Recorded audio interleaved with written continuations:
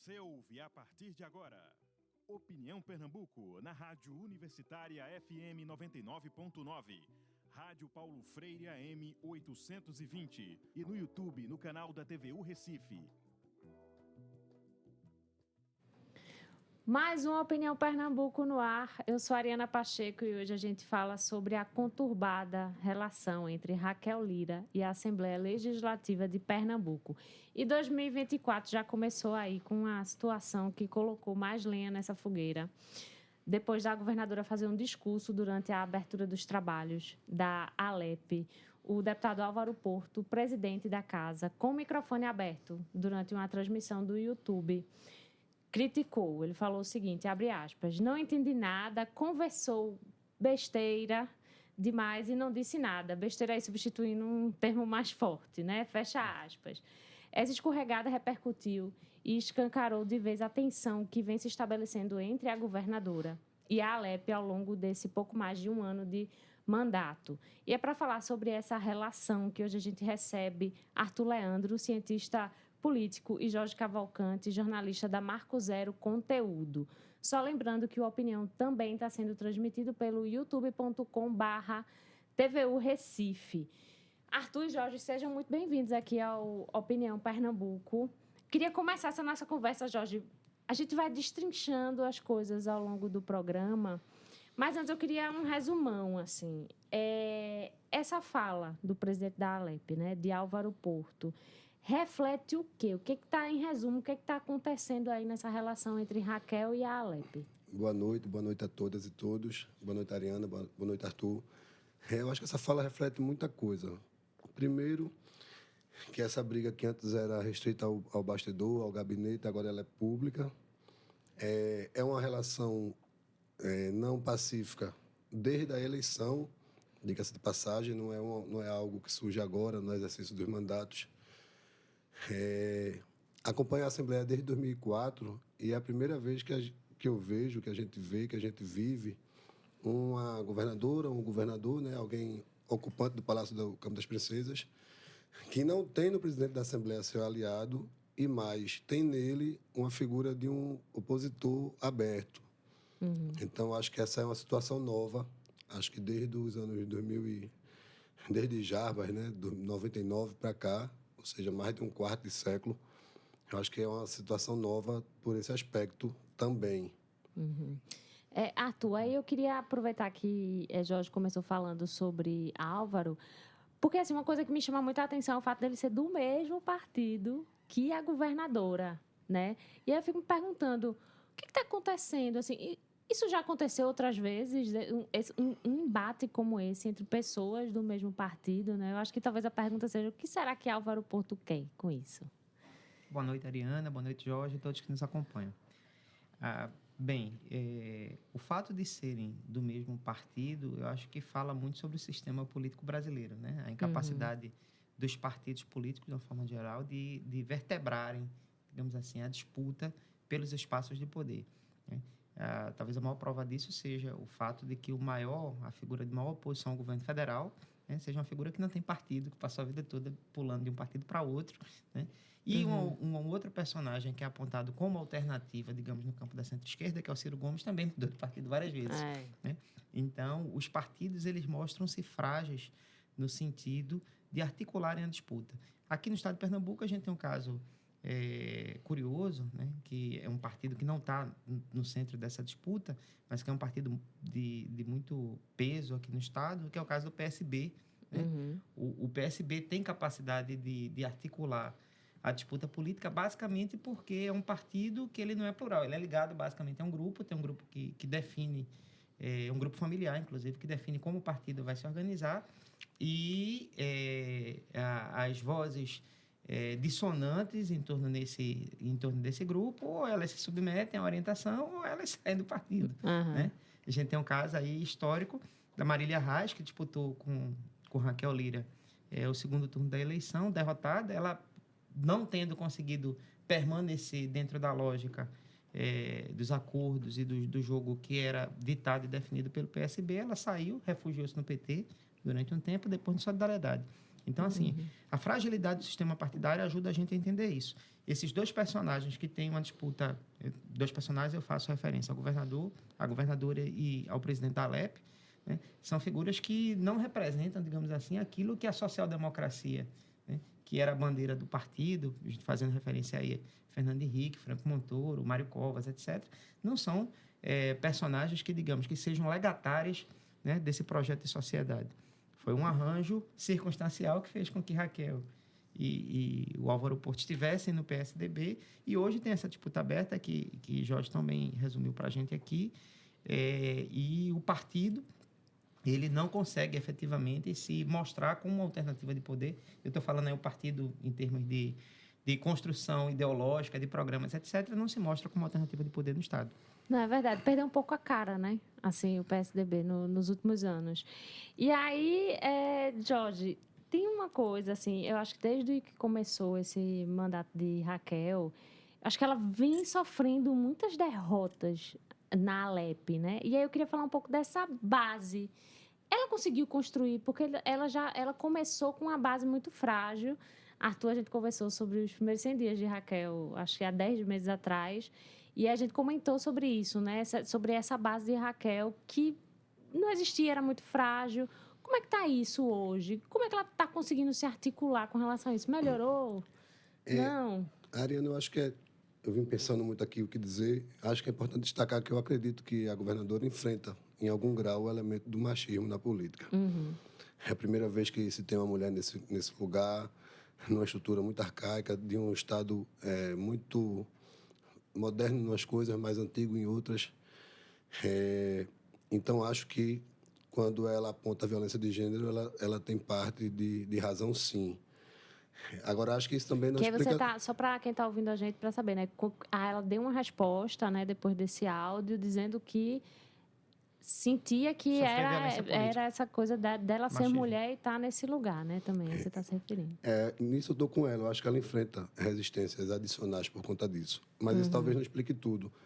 Na eleição, ela ganha uma eleição polarizada, que ela não declara apoio nem a Lula nem a Bolsonaro. Consequentemente, ela também não tem a força de nenhum desses dois lados. Ela ganha uma eleição muito pautada pelo sentimento anti-PSB, e esse sentimento tem prazo de validade. Quando se troca o comando, essa lógica também se esvai. Então, acho que é natural, em um certo ponto, que ela ia encontrar mais dificuldades. Tem como contraponto o virtual candidato, né, o prefeito do Recife, que é um candidato forte para a reeleição, e todo mundo fala em reserva que é um potencial candidato. Então, ela já encontra um cenário com muitos obstáculos. Mas talvez isso exigisse dela um trabalho de articulação política melhor. Eu conversei com alguns deputados e o que eu vi é que em outras gestões, como de Paulo Câmara, como de Eduardo, por exemplo, para ficar nas mais recentes, ou até como João Lira, o pai dela, tinha algum interlocutor do governo que se dedicasse a conversar com a Assembleia, conversar com os deputados, e às vezes é um trabalho de formiguinha mesmo, se reunir, ouvir 2 horas de pedido para negar o que puder, atender o que puder, é um trabalho mesmo que exige uma certa atenção, uma certa paciência. E aí a gente conta essa crítica de que centraliza, de que abre uma conversa, mas não dá um retorno. E tudo isso talvez vai criando um cenário de várias variáveis, de muitas variáveis, que ajudam a explicar essa dificuldade que ela está tendo, que talvez outros não tiveram. Esse ano, o ano passado, 2023, o primeiro ano de gestão dela, abriram duas vagas para o Conselho do Tribunal de Contas do Estado, e ela não conseguiu eleger nenhum dos dois. Então, isso mostra também uma fragilidade nessa queda de braço. Que, às vezes, também chega a ser uma coisa quase corporativa, né? Os deputados, eles disputam entre si, mas, quando precisa, eles também se unem e travam essa disputa. Os deputados também têm um sindicato próprio, né? Exato. Não é verdade? Arthur, o que você acha, hein? Sobre essa construção aí de aliados. Você acha que está no mesmo patamar assim, de que a gente conversou há um tempo atrás? Ou você acha que tem melhorado? Você acha que... Não, se a gente, inclusive, quando pega os indicadores de gestão, né, considerando aí que a gente tem vai entrar para 2 anos, né? Terminou 1 ano, a gente está no 2º ano de mandato. Então, esse é o momento em que os resultados eles deveriam aparecer, né? E, de fato, os resultados da gestão eles não têm sido percebidos pela população. Existe um problema, digamos, de percepção da opinião pública, né, sobre a qualidade do governo. Isso reflete certamente a crise política, né? Porque os deputados eles são representantes da força política que representam nas bases. Então, se a governadora tem dificuldade nessa articulação, os deputados, consequentemente, não fazem esse tipo de articulação com os prefeitos e com as lideranças locais, né? Talvez a mentalidade da governadora, do ponto de vista da construção, digamos, de um mandato com sede territorial, como é o caso do Estado de Pernambuco, ou seja, um mandato majoritário, ela não tenha essa sensibilidade e nem o assessoramento político necessário, como o Jorge destaca aqui muito bem, no sentido de fazer essa construção. Então, quem são os representantes, digamos, do governo no sertão de São Francisco, que é uma região tão relevante e tão pujante? A gente consegue ver quem representa um grupo específico, que é o grupo dos coelhos, a gente consegue identificar quem é a alternativa no PT, naquela região, a gente consegue ver os representantes do PSB, mas a governadora está órfã desse tipo de interlocução. Ela continua sendo a pessoa na região do Agreste, né, em Caruaru, principalmente na principal cidade, mas enfrenta uma disputa clara, visível, em Garanhuns, que é a segunda cidade do Agreste. Sim. Né? Então, o próprio presidente da Alep é de Canhotinho, né, uma região, é um município daquela região. Tem a disputa, às vezes, a disputa municipal de Garanhuns reflete essa quebra de braço, né? É interessante a gente perceber. Então, existe essa dificuldade de construir o mandato ao longo do território, e isso termina impactando o resultado das ações de governo, né? A crise da segurança pública, por exemplo, que talvez seja a mais visível, que tem ganho mais holofotes nos últimos dias, reflete muito essa dificuldade da governadora de tentar efetivamente mover uma agenda de políticas públicas, né? E leva em consideração aí que já passou 1 ano de governo, a gente está no 2º ano, e esses resultados precisam aparecer. Se contar que em Garanhuns ela está com... Assim, deu uma mornada essa discussão, mas a história, por exemplo, tá para a reeleição um candidato do PSB, né? E teve toda aquela polêmica do Festival do Inverno de Garanhuns. Que, enfim, tá uma... Eu acho que em Garanhuns ela é Isaías, né? Isaías é um deputado que faz acho que deve ser... É um deputado da base do governo dela. É o líder do governo dela na Alep. Nessa relação com eu acho que uma questão é o Álvaro, enquanto político, decidir ser oposição ao governo, à governadora. Acho isso legítimo. Agora, o que eu acho que também vale destacar é que eu não vejo como adequada a forma como ele faz essa oposição. Fazer o que ele fez na sessão da reabertura dos trabalhos não é pertinente, não deveria ser assim. Eu participei de outro evento público, isso me chamou a atenção. Eu estava presente na arena quando a governadora lançou o Juntos pela Segurança. E ele, como autoridade presente, ele discursou. Foi um dos poucos que discursaram. E nesse evento, estava ali próximo daquela prisão dos policiais do BOPE, porque tinham invadido uma casa, assassinado um ou 2 jovens e tal. E nessa ocasião ele fez um discurso, fez uma alusão sobre isso, distorceu fatos sobre o fato, distorceu o fato, falou coisas que não eram verdade, dando a entender que a prisão teria sido uma medida anunciada pelo governo, pela governadora, num evento com a plateia majoritariamente policial. Então, é óbvio que isso tem um poder incendiário, um poder de inflamar. Então, acho que também vale destacar que o mesmo rigor que a gente deveria ter em relação a Raquel como governadora, a gente precisa também ter em relação ao Álvaro como presidente de um poder. Ele também não está habilitado a fazer e a proceder da forma como ele achar adequada. Porque eu acho que tem também uma cultura muito da gente, né? A gente olha muito para o executivo um pouco no dia a dia e esquece um pouco, acho que, do legislativo, né? Por exemplo, eu acho que vai um pouco nessa tua fala, Jorge. E aí eu queria destacar alguns acontecimentos que têm acontecido lá na Alep, né? Aí falando da casa de uma maneira geral, que eu acho que tem ajudado a tensionar ainda mais essa relação, assim. Eu queria trazer aqui a aprovação de uma da PEC 01/2019, né, que dá poderes à Alep para legislar sobre questões tributárias, e financeiras. Antes isso era uma prerrogativa somente do Estado, do Poder Executivo, né? E a outra é uma outra PEC que também foi aprovada, que é uma questão de um aumento percentual nas emendas, que vai receber, que eu acho que é até 2026, que a gente vai ver esses aumentos. Olhando só para esses dois, me parece um pouco que existe aí um projeto de fortalecimento dessa casa que é a Alep. Aí eu queria perguntar para vocês, como é que o que isso pode significar? Como é que isso impacta o governo de Raquel? A minha leitura é que o movimento de fortalecimento da Alep é um capítulo do fortalecimento geral do legislativo no Brasil, né? Progressivamente, o legislativo ele vem ocupando espaços que eram tradicionalmente do executivo, né? A questão, por exemplo, do controle orçamentário, né? Para as emendas parlamentares, né? A capacidade de emendar, de modificar o orçamento, cuja a autoria, digamos, a origem do orçamento é do Poder Executivo, né? A concepção dos programas, etc., mas a parcela que cabe emenda e destinação dos deputados, isso vem crescendo. No governo federal isso é um problema, uma dificuldade, né?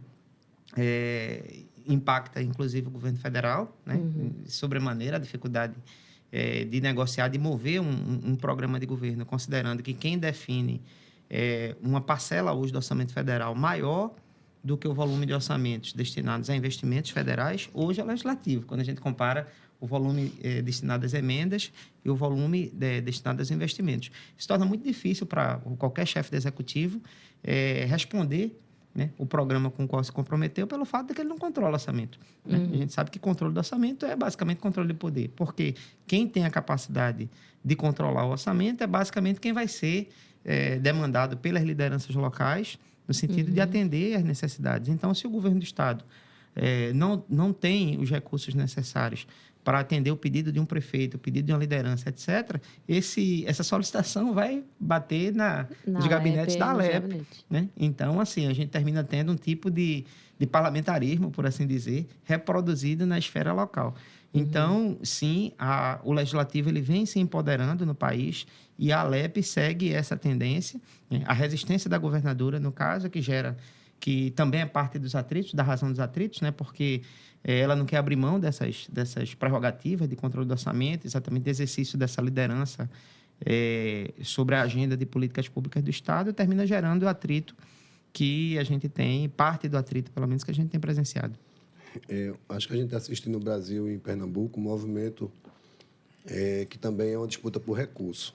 O legislativo crescendo cada vez mais nessa área.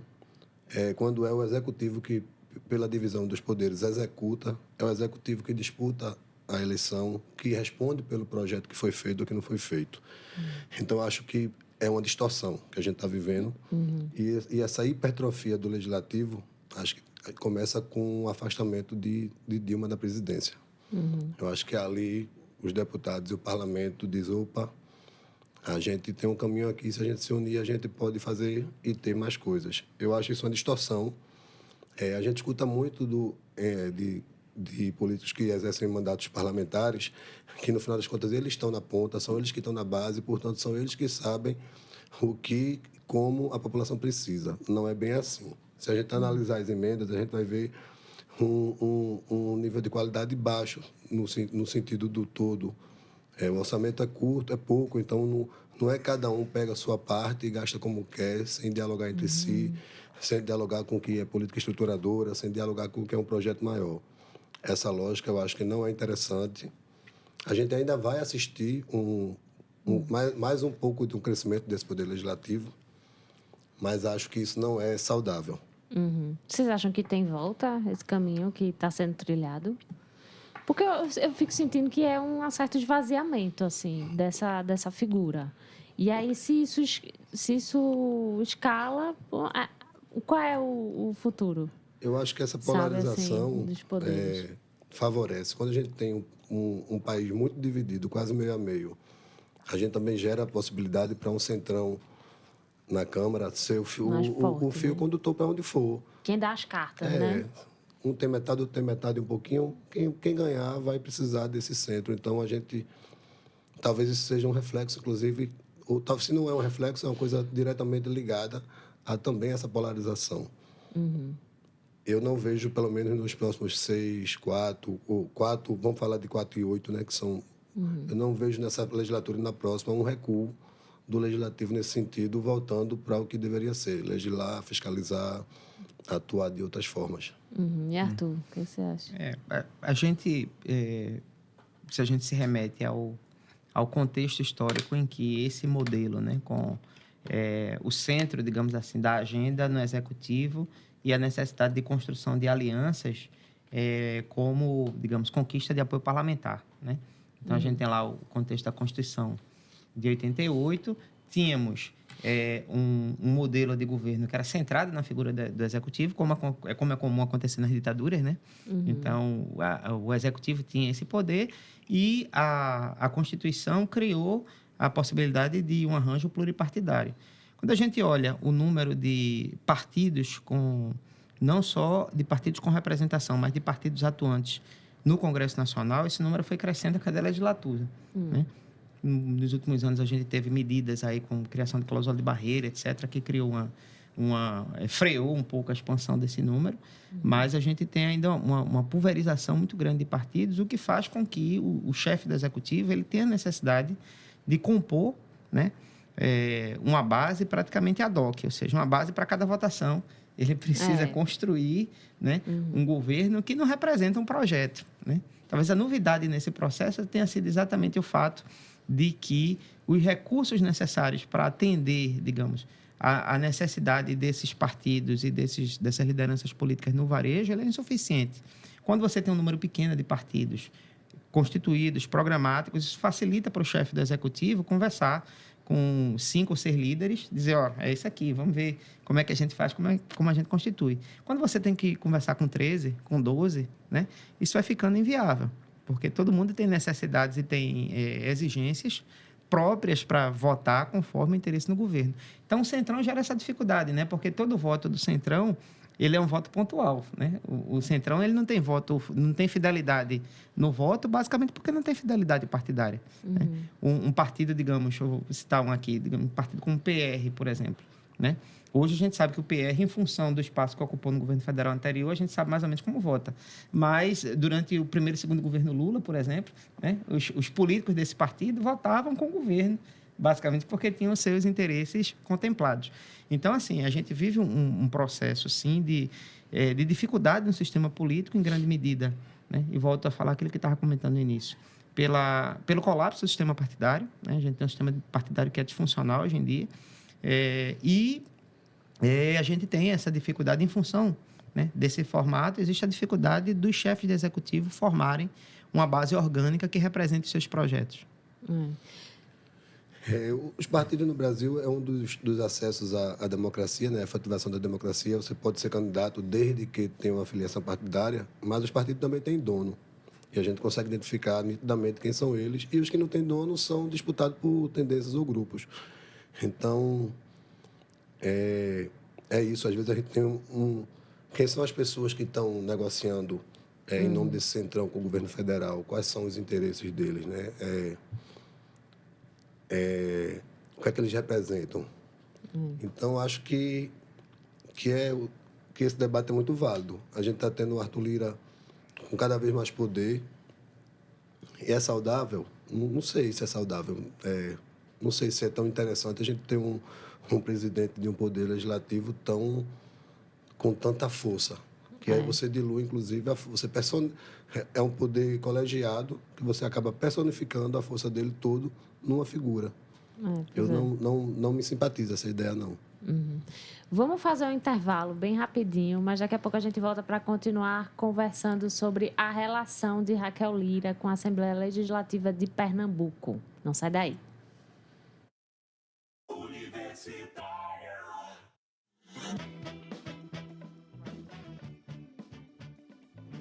Universitária FM, Agenda Cultural.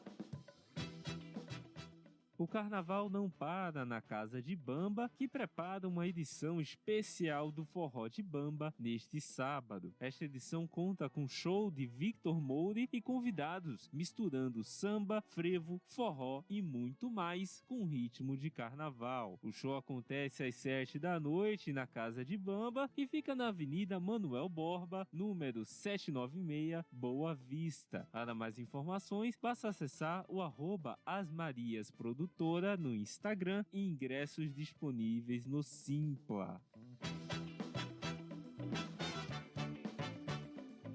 Neste sábado tem a apresentação do monólogo Papel em Branco de Henrique Tardis. A peça, dirigida por Dani Brito e Guilherme Soares, traz no texto de Henrique Tardis uma reflexão sobre o Alzheimer baseado em vivências reais do autor. A sessão tem início às 7 da noite no Teatro Hermílio Borba Filho, que fica no Cais do Apolo, número 142, bairro do Recife. Para mais informações e para comprar os ingressos, basta acessar o Simpla. Universitária FM, Agenda Cultural.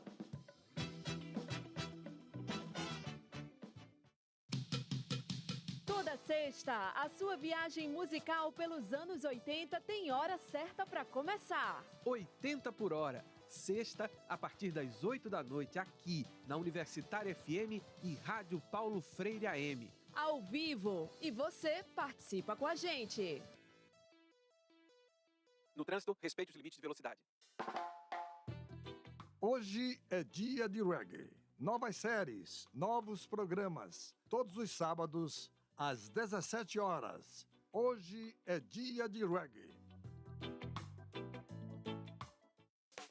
Maritaca toca tudo, Maritaca conta história. Todo sábado, às 10 da manhã, você confere a Maritaca na Rádio Universitária FM de Recife. Um programa infantil recheado de histórias, música, dicas de livro e brincadeiras, criado e apresentado por mim, Mariana Pisa, a Maritoca. Maritaca, um programa para criança ouvir, imaginar e brincar. Sábado, às 10 da manhã, com reprise aos domingos, às 2 da tarde, na Rádio Universitária de Recife, 99,9 FM. Para ouvir mais programas e saber mais sobre o Maritaca, acesse programamaritaca.com.br e as nossas mídias sociais. Instagram e Facebook, Programa Maritaca. Os nomes de destaque do cenário cultural brasileiro têm espaço privilegiado no palco do programa Aplauso. Toda semana você ouve com a gente uma conversa embalada com muita música e histórias de quem faz a cultura no nosso país. Programa Aplauso, com Carmen Delpino. Toda terça às 8 da noite. Aqui, na Universitária FM, nossa rádio pública. Universitária. Voltamos com a Opinião Pernambuco. E eu sou Ariana Pacheco, claro, né? Meu nome. E o nosso tema de hoje é a relação de Raquel Lira com a Assembleia Legislativa de Pernambuco. Nossos convidados são Arthur Leandro, cientista político, e Jorge Cavalcante, jornalista da Marco Zero Conteúdo. Lembrando que a Opinião está sendo transmitido pelo youtube.com/TVU Recife. Eu queria começar esse segundo bloco falando um pouco sobre outra polêmica, que aí eu acho que tem assunto demais para a gente conversar, que é sobre essa lei orçamentária de 2024. Ela mandou uma lei para a Alep, né? E aí essa lei teve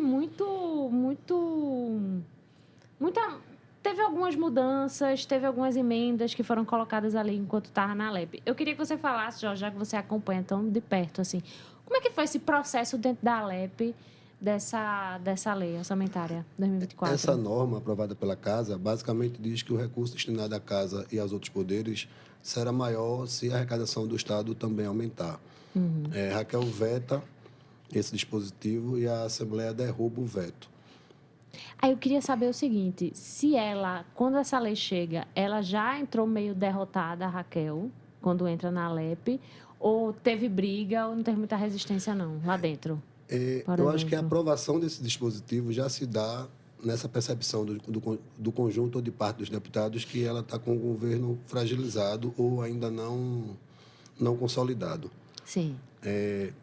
A ela só tinha duas opções, referendar ou vetar, A partir do momento que ela veta algo já aprovado, a derrubada do veto já é algo previsível. Foi o que acontece.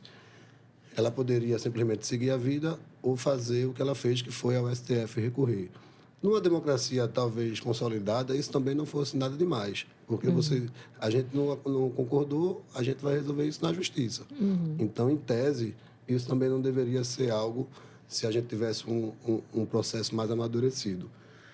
Só que isso não é algo isolado, isso já vem num contexto, já vem num clima de disputa, e um nível de disputa que agora está perdendo, inclusive, a civilidade por parte de uma das duas partes, digamos assim.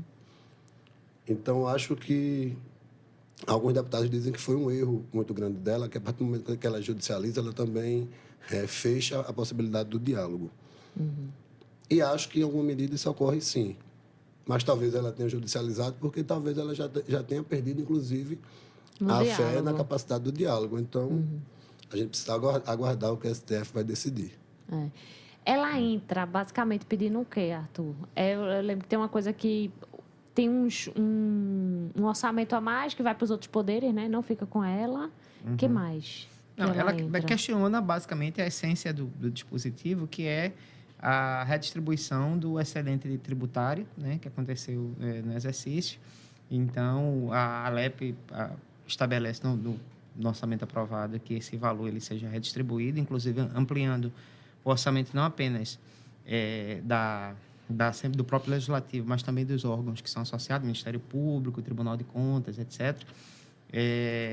E a governadora diz o seguinte, que pelo princípio de orçamentação pública, né, você fixa a despesa e estima a receita, né, não havia nenhum problema do ponto de vista originário, porque a estimativa ela foi superavitária, né, mas a despesa estava fixada. Então, o excedente seria do governo, basicamente. Sim. Seria a caixa para tocar os projetos do governo. E a ALEP entendeu que esse valor, que era de superávit, ele tem que ser redistribuído.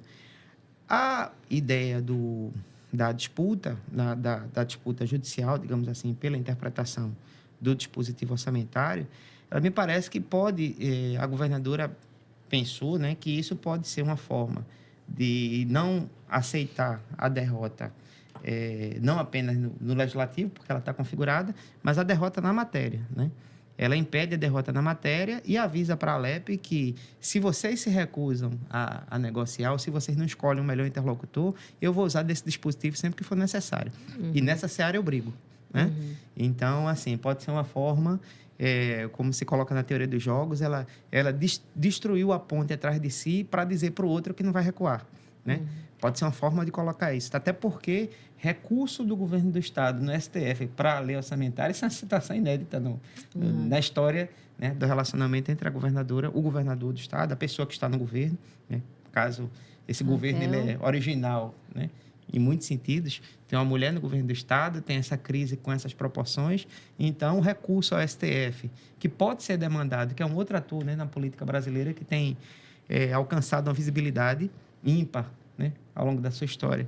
Então, ela pode ter avisado, se vocês, né, quiserem me emparedar, a gente vai levar isso para a disputa no judiciário. Então, pode ter sido esse recado que ela deu para que, na próxima negociação, né, ela consiga, digamos, impor a sua voz, né, considerando que existe esse risco. Isso depende muito, claro. Ela usou como último recurso porque ela pode ser derrotada do STF também, né? Essa posição não foi... Era isso que eu ia perguntar a vocês acham que ela tem chance de ganhar? Sim, não consigo. Tu acha? Eu acredito que sim. É Gilmar Mendes, né, que é o relator. Gilmar Mendes é o relator da matéria. É Gilmar André Mendonça. Eu acho que é o Gilmar Mendes. Mas a gente pode verificar isso. A depender de quem seja o relator, a gente pode imaginar um desfecho da situação. Agora, o detalhe, ela não sabia quem era o relator, quem seria o relator no início, né? Acho que a avaliação prévia, eu acho que se ela achasse que era algo em matéria já morta, ela não teria feito, porque também se perde. Perdeu qualquer desgaste, né? Uma camada perdeu qualquer de desgaste recurso. E mais um álibi no discurso de quem com quem você está disputando. Então, acho que fizeram uma avaliação política e jurídica de que há uma possibilidade de vitória nesse campo. Porque se perde, prejudica o discurso. Não, verdade. Agora, outra coisa que eu queria conversar aqui com vocês foi uma questão, não sei se é inédita na Alep, mas que foi uma antecipação de uma eleição de biênio, que aconteceu quando? Setembro. Foi recente, assim, foi bem fim do ano, assim. Uma articulação do Álvaro para alterar a Constituição do Estado, antecipar a eleição da mesa diretora, aproveitando um momento de maior força e se reeleger. Porque ele antecipou uma eleição que era de 2025 a 2026, né? Uhum. Essa que ele ficaria, que a pessoa que ganharia para a mesa diretora ficaria no poder. Ele antecipou em mais de um ano a eleição. Exato. E aí, o que isso significa? Como é que a gente interpreta essa antecipação pensando nessa relação Raquel-Alep? Pelo que eu li e ouvi, não é algo inconstitucional. À medida que você altera a Constituição, não é ilegal, inconstitucional. Mas fica evidente que foi uma manobra casuística para privilegiar apenas uma pessoa, algo sem precedente e sem necessidade, uma antecipação de uma eleição em mais de um ano. Isso foi assim, me chamou muita atenção. Álvaro vai ser presidente da Assembleia até o final de 2026, quando termina também o mandato de Raquel. Então, é mais um capítulo que talvez tenha passado um pouco mais despercebido. O holofote tenha ficado em outras partes desse imbróglio, e isso talvez não tenha sido devidamente visibilizado. Mas eu achei algo impertinente.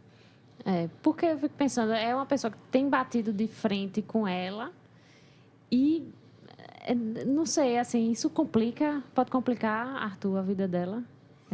Não, é a permanência de um adversário pelo mandato inteiro, né? Então, se havia a expectativa de interferir, usar os recursos do Palácio para interferir na eleição da presidência da mesa, ela não vai ter como fazer isso, né? Havia a esperança de que ela negociasse com os deputados da base para eleger um outro nome, né? Essa eleição foi evitada, digamos assim. Então, isso deu condições para o presidente atual de negociar com os deputados e ter um prazo, digamos assim, das negociações que vai até o fim do mandato, né? Então, uma das formas que você tem de fazer política, né, de você exercer efetivamente o poder, é reduzir o risco das negociações, né? Porque quando a negociação ela é cercada de muito risco, a gente sabe que o custo nominal aumenta, né? É assim também com o investimento de uma maneira geral. Se você tem um investimento de alto risco, ela precisa remunerar mais, né? Quando você baixa o risco da negociação, ele cria um ambiente mais tranquilo para os deputados, tanto da base como da oposição, né? Ele funciona, ele diz assim, a governadora vai brigar comigo, vai deixar vocês em paz, né? Então, foi isso que ele disse e provavelmente foi dessa forma que ele negociou a emenda constitucional. Eu acho que quando o conjunto de deputados e deputadas não se rebela, não cobra satisfação de por que aquilo ali está sendo articulado e proposto, o conjunto de deputados passa um recado também, que é o seguinte: a gente não está elegendo o chefe de um poder, a gente está elegendo o presidente do nosso sindicato. Então, eu acho que é esse o recado que o conjunto de deputados... estamos antecipando a eleição para definir quem será o presidente do nosso sindicato, do nosso pleito, que às vezes se confunde com o poder. Então, achei ruim para a nossa política. E aí foi uma coisa meio unânime, assim, por exemplo, quando se aprova essa possibilidade lá, Jorge, de ter essa antecipação de eleição, houve algum questionamento por alguma parte? Ou foi todo mundo, assim, unânime? Não, ele ganhou com passeio. Não tinha ninguém em condições de bater chapa. Era no momento que ele já estava embalado num clima de fortalecimento. A articulação dessa manobra já surge bem sucedida desde o seu início. Desde o início. Não foi algo de, eita, vamos fazer, podemos perder, se der errado. Foi algo que foi gestado já a partir desse ponto do êxito, né? Vai dar certo, tem terreno para isso. Queria olhar um pouco para um cenário nacional, porque aí voltando um pouco, vamos voltar um ano atrás, que Raquel está tentando mais de um ano atrás, né? Está na campanha, assume aquela postura de neutralidade, não declara voto numa eleição extremamente polarizada no cenário nacional, né?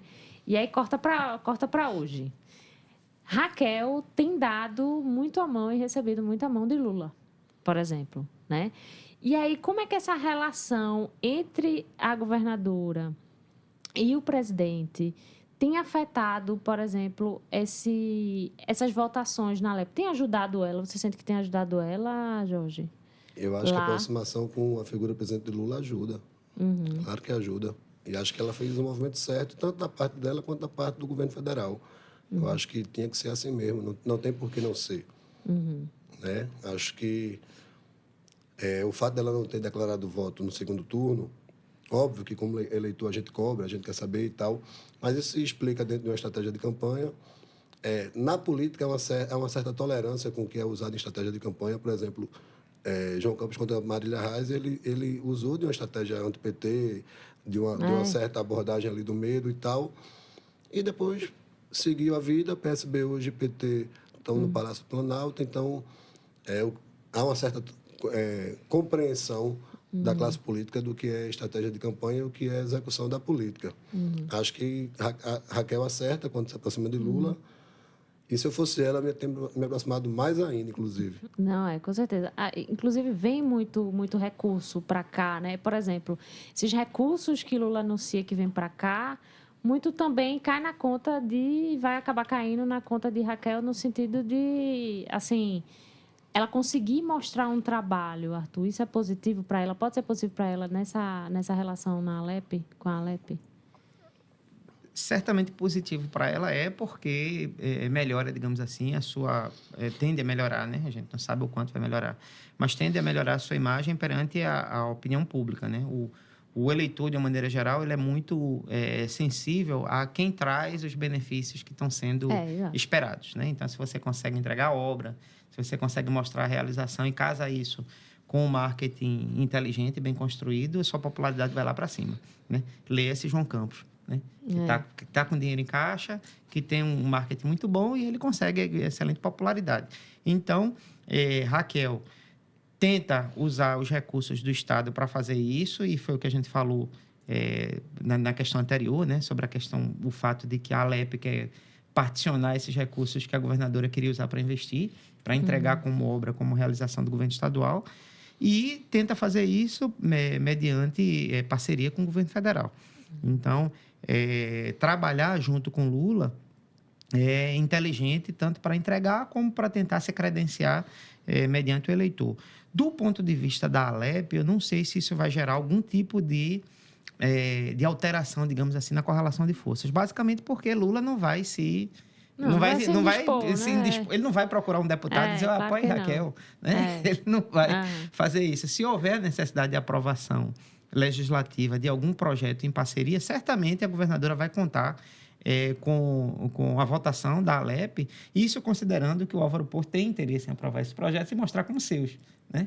Então, assim, não deve ter nenhum tipo de interrupção do fluxo normal das políticas com essa parceria. Então, assim, eu acho que ela precisa desse apoio para governar, mas isso não necessariamente vai melhorar a sua relação com o legislativo. Pode, sim, melhorar a percepção que o eleitor tem, né, do seu mandato. Agora, ela não conseguiria construir uma base, por exemplo, maior na Alep? Porque o PT tem votado muito, assim, a favor de Raquel na Alep, né? Eu fico me perguntando, será que isso pode mexer? Como João Paulo define, né? A bancada independente tem votado. Você acha que isso pode mexer também outros partidos que estão lá ali junto com Lula aí nessa onda também, ou não? Não, eu concordo com Arthur. Eu não acho que essa relação com Lula interfere na relação com os deputados. Interfere na população, interfere na capacidade de governar melhor. Mas nessa relação difícil com a Assembleia, isso tem pouco ou nenhum impacto. No ponto de vista para Lula pode ser candidato em 2026. Então, para o presidente, é interessante ter no Nordeste, em todos os estados, se não apoio, pelo menos a não oposição aberta. Então, para Lula, tem em Pernambuco um palanque aliado e um palanque que não é oposição aberta. Quando ele junta o Nordeste todo, vai ser importante para esse projeto manter essa força no Nordeste ou talvez até ampliar. Sim. Então, Raquel ganha com essa relação com Lula, E Lula, obviamente, também ganha algo nessa relação civilizada com Raquel. Né? Muitos anos de política, né, Lula? Deixa eu perguntar uma coisa. Falando agora, eu queria entrar na história das disputas municipais. Está chegando, né? É esse ano. Vamos fazer uma leitura aí disso. Dependendo, por exemplo, o que acontecer aqui em Recife ou acontecer nas cidades pelo interior, né? Como é que Raquel deve se articular nesse sentido, assim? Porque fico pensando, essas prefeituras, eu acho que tem muito impacto, essa relação com as prefeituras, acho que você mesmo falou, Arthur, tem muito impacto dentro da Alep, né? Já que a gente tem ali o estado todo. O que a gente pode esperar dessas eleições municipais, assim? Tradicionalmente, ser o candidato do governador no município fazia diferença, né? Fazer diferença porque, se você está alinhado com o governador, existe a expectativa de que nos 2 anos, pelo menos, em que essa relação vai permanecer, o município consiga prosperar com esses recursos, né? Com esse alinhamento. Era assim com Jarbas, por exemplo, né? A gente tem a memória, Jorge estava falando aqui da cobertura do período de Jarbas, era interessante que o PSB era o partido que tinha 70% das prefeituras. Jarbas se elege, né? O PMDB e o PSDB viram o partido de quase todo mundo. Então, os prefeitos seguiram o governador. Com o passar do tempo, né? Primeiro com o declínio, digamos assim, da capacidade do Estado de fazer esse tipo de aporte direto nos municípios, né? A folga fiscal do Estado, ele reduziu ao longo do tempo. E o empoderamento relativo dos deputados, e eu falo aqui dos deputados federais, né, que tem recurso para despejar no município, fez com que essa correlação se alterasse um pouco. Então, hoje, esse alinhamento entre governador e prefeito, ele não é mais necessário para que uma nova liderança local entre em evidência. Lógico, se você puder contar com esse apoio, contar com esse alinhamento, tanto melhor. Mas, mesmo em termos de recurso, um prefeito ele não precisa ser aliado do governador para fazer isso. Ele precisa ter, digamos, um bom cinturão protetor de deputados e gente que consiga canalizar os recursos para a sua gestão. E o eleitor já percebeu isso. Né? Gente que acompanha as campanhas no interior e percebe que as lideranças políticas não mais têm essa preocupação como prioritária, basicamente porque sabe que é uma estratégia de alto custo, né? Para a liderança, você se articular, ter um alinhamento automático com o governo do Estado, e que retorno é duvidoso, né? Então, essa é a percepção. Aí eu pergunto, por exemplo, se ela não eleger muitos aliados, né, para as prefeituras, a vida dela não pode complicar na Alep? Ou não? Isso é... Não, acho que não vejo uma relação direta com a Alep, não. Pode ter para 2026. Mas, em regra geral, prefeito nenhum quer ser oposição a governo. Isso fica para deputado. A realidade locais se impõe muito, mas o gestor nenhum quer ser um líder da oposição da sua região, aquela gestão. Sobre a eleição municipal, o que eu acho interessante, falando do Recife, que é um polo que transborda para outras cidades, a gente já está perto do prazo de filiação, a menos de 50 dias do prazo de término de filiação partidária e de deixar o cargo para quem vai ser candidato, e a gente ainda não sabe quem é a candidatura da governadora na capital do estado. Então, isso também fala um pouco. Isso fala um pouco, talvez, da força que João Campos tem no momento. Isso fala um pouco também... falava-se muito de Priscila, a vice-governadora, Priscila Krause, mas não acredito que ela seja candidata, porque isso não é tão simples. A legislação é específica e tal. Então, um nome que era muito, muito forte, que já disputou a eleição, tanto quanto vice, quanto como cabeça de chapa. Então, a essa altura do campeonato, a gente não saber quem é o palanque que a governadora vai subir no Recife, isso fala de talvez de uma dificuldade a mais que ela tenha na capital. Agora, rapaz, isso pode acontecer? Vocês acham que isso pode acontecer dela não subir no palanque de ninguém em Recife? Ou isso é muito difícil de acontecer? Assim, o mais provável é que ela faça a menção, ela declare esse apoio. O que pode acontecer é o fato de que ela não invista pesadamente em nenhuma candidatura, que é basicamente para não gastar recurso político, né? Tentando acautelar-se para a sua própria campanha à reeleição. Né? Porque uma derrota na campanha do Recife, né? Principalmente com o seu melhor quadro, a gente está falando aqui de Priscila, né? Se ela lança a Priscila e Priscila perde, né? Isso torna a situação muito difícil para a eleição seguinte, que vai ser a sua própria eleição. Então, é como se fosse a vitória a eventual vitória de João Campos sobre Priscila, é como se fosse uma antecipação da vitória de João sobre Raquel. O que eu já ouvi falar sobre quem pode ser o palanque de Raquel é que ela poderia ter até 2 palanques. Um poderia ser o Daniel Coelho, que é secretário de Turismo, já foi vereador, deputado estadual, deputado federal. E um outro palanque informal, digamos assim, poderia ser do deputado federal Túlio Gadelha, desde que ele tope trocar de partido. Porque a rede estaria com... A rede é uma federação com o PSOL, e nessa federação quem tem o poder de decisão é o PSOL, que já decidiu dando Portela. Então, o Túlio pode até ser candidato com o apoio de Raquel, desde que por outro partido. Que também é uma indefinição. Até agora, Túlio e permanece da rede. Então, e o Daniel também nunca se colocou tão abertamente, talvez para não antecipar e levar esse assunto para dentro do governo.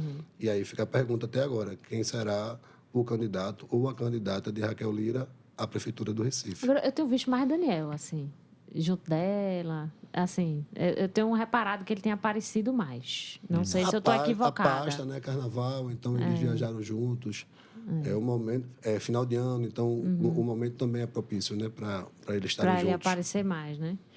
Vamos lá, últimos minutos de programa. Eu queria que vocês falassem aí cenas dos próximos capítulos com relação a essa tensão entre Raquel e a Alep, né? Isso tende a melhorar, isso tende a piorar. Por exemplo, tem um deputado que é o Coronel Alberto Feitosa, né? Que tem falado, inclusive, abertamente sobre impeachment da governadora e tudo mais. O que é que vocês acham aí para os próximos anos de mandato? Eu acho que é uma proposta irresponsável de Feitosa, não tem elementos para isso. Acho que a relação com a casa, e especificamente com o Álvaro Porto, não vai melhorar. E a tendência é tensionar, então não digo nem piorar, porque aí é tensionar ainda mais. Talvez os dois lados já saibam disso, já estejam preparados para isso. E acho que ela não vai ter vida fácil, não. Até 2026, no que diz respeito à Assembleia, ela vai ter uma vida difícil. O que você acha, Arthur? Mesma expectativa. Não deve, a proposta de impeachment não deve prosperar, né? Por outro lado, ela não deve ter nenhum tipo de apoio, nenhum tipo de contar com nenhum tipo de simpatia do presidente da casa, né, que vai ser candidato, vai ser presidente até o fim do seu mandato. Então, a relação ela deve continuar nesses termos, até para que o presidente da Alep, o Álvaro Porto, ele consiga se credenciar e consiga se gabaritar como uma liderança política emergente no Estado, influindo, inclusive, no rumo das eleições municipais. Então, ele deve usar dessa condição de liderança, de principal antagonista da governadora no Estado, né? O PSB ficou de boa nessa situação, porque não está batendo com a governadora. Pois é. O presidente da Alep está fazendo oposição, então ele deve utilizar desse capital político que ele angariou para influenciar nas eleições locais. Acho que é importante que a gente externe e anseie que esse fazer oposição seja feito de uma forma qualificada. Né? Se for criticar tal fato, que tenha compromisso com o que aconteceu em relação ao fato. Se for fazer uma crítica a um discurso político, que use a tribuna da forma adequada para fazer essa crítica. A gente precisa estender esse mesmo rigor que a gente tem em relação a quem está no executivo para quem está no legislativo. É um poder tão importante quanto. Concordo contigo.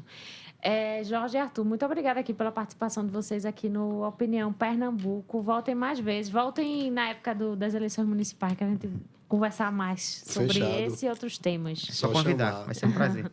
Esse foi o Opinião Pernambuco. Eu sou a Ariana Pacheco e conversei hoje com Arthur Leandro, cientista político, e com Jorge Cavalcante, jornalista da Marco Zero Conteúdo, sobre a relação aí tensionada que existe entre Raquel Lira e a Assembleia Legislativa de Pernambuco. Assino a direção e a produção desse programa a Andréa Rocha e Ricardo Araújo. Os trabalhos técnicos são de Alexandre Silva, Daniel Mosca e João Francisco de Melo Neto, e a gente ainda conta com a colaboração de Luiz Cavalcante e Paulo Araújo. Até a próxima.